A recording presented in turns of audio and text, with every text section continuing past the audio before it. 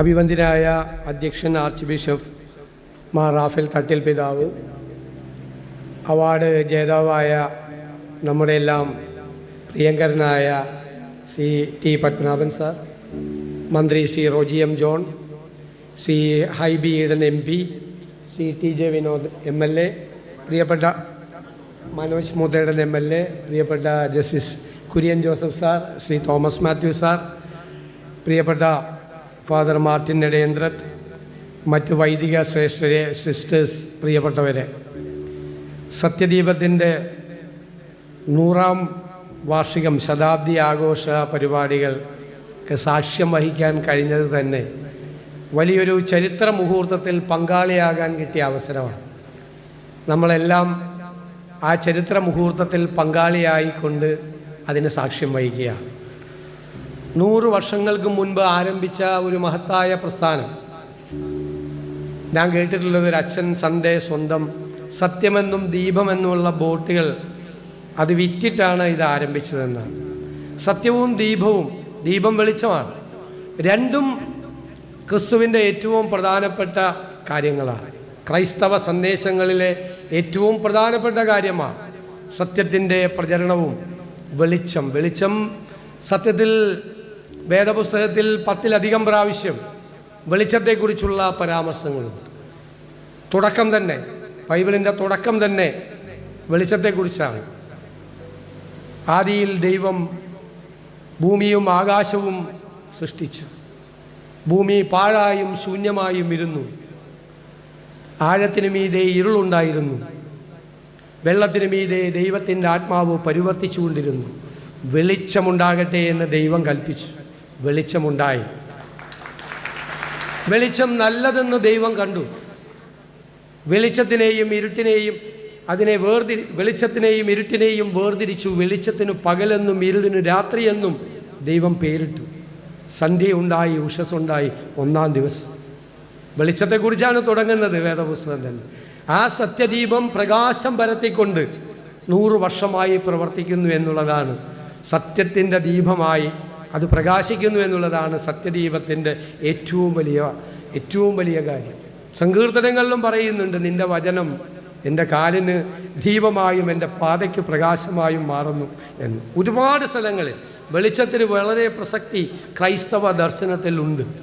നമ്മുടെ അന്ധകാരം നിറഞ്ഞ നമ്മുടെ മനസ്സിലേക്ക് വെളിച്ചം പരത്തുക എന്നതാണ്. ഇരുട്ടിലേക്ക് പ്രകാശം പരത്തുക എന്നതാണ്. ഇരുട്ട് എന്ന് പറയുന്നത് അറിവില്ലായ്മയാണ്. വെളിച്ചം എന്ന് പറയുന്നത് അറിവാണ്. അറിവ് പരക്കുകയാണ്, അല്ലേ? ദൈവത്തിൻ്റെ പ്രകാശം പരക്കുകയാണ്, അനുഗ്രഹം പരക്കുകയാണ് എന്നുള്ളതാണ്. അതിൽ അതിശക്തമായ നിലപാടുകൾ എല്ലാ കാര്യത്തിനും എടുത്തിട്ടുള്ള ഒരു സ്ഥാപനം കൂടിയാണ് സത്യദീപം. ഞാൻ സത്യദീപത്തിൻ്റെ ചില മുഖപ്രസംഗങ്ങൾ പ്രത്യേകമായി വായിക്കാറുള്ള ആളുമാണ്, പൊതുപ്രവർത്തകൻ എന്ന നിലയിൽ. തീക്ഷ്ണമായ വാക്കുകളിലൂടെ കൃത്യമായ നിലപാടുകൾ സമഗ്രമായി അവതരിപ്പിക്കുന്ന, അവിടെ ജാതിയോ മതമോ ഒരു ചിന്തയും പലപ്പോഴും ഉണ്ടാകാറില്ല. അതിനപ്പുറം നമ്മുടെ നാടെന്നുള്ള ചിന്ത, എല്ലാവരും ഒരുമിച്ച് നിൽക്കണമെന്നുള്ള ചിന്ത, ഭിന്നിപ്പിക്കാൻ നടത്തുന്ന ശ്രമങ്ങൾക്കെതിരായിട്ടുള്ള ചിന്തയാണ് സത്യദീപം ചെയ്തുകൊണ്ടിരിക്കുന്നത് എന്ന് ഞാൻ പ്രത്യേകം ഈ അവസരത്തിൽ പരാമർശിക്കാൻ ആഗ്രഹിക്കുന്നു. പ്രത്യേകമായ പരാമർശം. ഞാനത് ചില മുഖപ്രസംഗങ്ങൾ വായിച്ച് ഞാൻ അത്ഭുതപ്പെട്ടിട്ടുണ്ട്. തീർച്ചയായിട്ടും അത്രയും സ്വാതന്ത്ര്യം സത്യദീപത്തിന് കൊടുത്തിട്ടുണ്ട് എന്നതിൽ ഞാൻ സഭയെയും പ്രത്യേകമായി അഭിനന്ദിക്കുന്നു. കാരണം സാധാരണ അങ്ങനെ ചെയ്യില്ല. ഒരു പൂട്ടിടും എല്ലായിടത്തും. ഇതാ പൂട്ടൊന്നുമില്ല. സ്വതന്ത്രമായി പ്രവർത്തിക്കാൻ, നല്ല കാര്യങ്ങൾ പറയാൻ, നാടിന് നന്മ വരുത്തുന്ന കാര്യങ്ങൾ പറയണം. അതാണ് ഏറ്റവും പ്രധാനപ്പെട്ട കാര്യം. 100 വർഷം എന്ന് പറയുമ്പോൾ അത് ഇനിയും മുന്നോട്ട് ആ ദീപം കെടാതെ മുന്നോട്ട് കൊണ്ടുപോവുക എന്നതായിരിക്കട്ടെ മുന്നിലുള്ള ലക്ഷ്യം. 100ാം വാർഷികം, ഈ ശതാബ്ദിയുടെ ആരംഭം ഒന്നുകൂടി ധന്യമാകുന്നു. മലയാളത്തിൻ്റെ പ്രിയങ്കരനായ ശ്രീ പത്മനാഭൻ സാറിന് അവാർഡ് സമ്മാനിച്ചുകൊണ്ടാണ് ഈ ചടങ്ങ് കൂടുതൽ ധന്യമാകുന്നത്. ഞങ്ങളെല്ലാം ആദരിക്കുകയും ബഹുമാനിക്കുകയും അവസരം കിട്ടിയാൽ ഞങ്ങളെയെല്ലാം ശാസിക്കുകയും പിണങ്ങുകയും ചെയ്യാൻ അവകാശമുള്ള ഒരാൾ കൂടിയാണ് പത്മനാഭൻ സാറെന്ന് ഞാൻ പ്രത്യേകം പറയുന്നു. പറയണമെന്ന് തോന്നിയാൽ പറഞ്ഞിരിക്കും.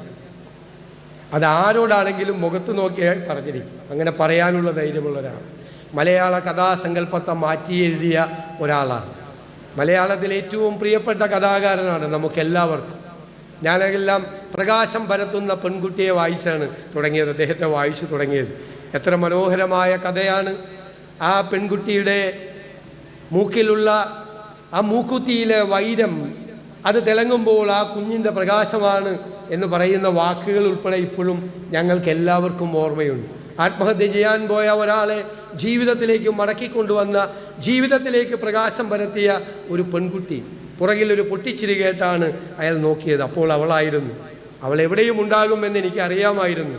പ്രകാശം പരത്തുന്ന പെൺകുട്ടി എന്ന് പറയുന്നത് ജീവിതത്തെ വളരെ വ്യത്യസ്തമായ തലങ്ങളിലൂടെ നോക്കിക്കണ്ട എഴുത്തുകാരൻ. എനിക്ക് വളരെ സന്തോഷമാണ്. അദ്ദേഹം യാത്ര ചെയ്യും. പ്രായമൊന്നും ഞാൻ പറയില്ല, ഈ പ്രായത്തിൽ അദ്ദേഹം പറയില്ല ആരോടും. ഈ പ്രായത്തിലും അദ്ദേഹം യാത്ര ചെയ്യും. ഇപ്പോഴും അദ്ദേഹം ഗാന്ധിയൻ ചിന്തകളിൽ അടിയുറച്ച വിശ്വാസിയായി ഇപ്പോഴും അദ്ദേഹം നിൽക്കുന്നു.